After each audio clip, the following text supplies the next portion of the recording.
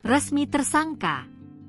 Gus Yakut dan Gus Alex terseret kasus kuota haji. Juru bicara, Jubir, Komisi Pemberantasan Korupsi, KPK, Budi Prasetyo menegaskan untuk jumlah kerugian negara terkait kasus dugaan korupsi kuota haji 2024 di Kementerian Agama, hingga saat ini masih dihitung oleh Badan Pemeriksa Keuangan, BPK.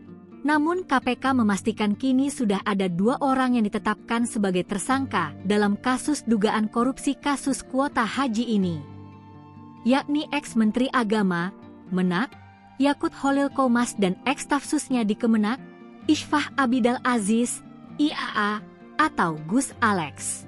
Budi menambahkan, terkait kelanjutan penyidikan kasus korupsi kuota haji ini, penyidik KPK masih terus melakukan pemeriksaan dan penyitaan barang bukti, termasuk pemeriksaan pada Biro Travel atau penyelenggara ibadah haji khusus, PIH, agar nantinya bisa diupayakan untuk aset recovery atau pemulihan aset.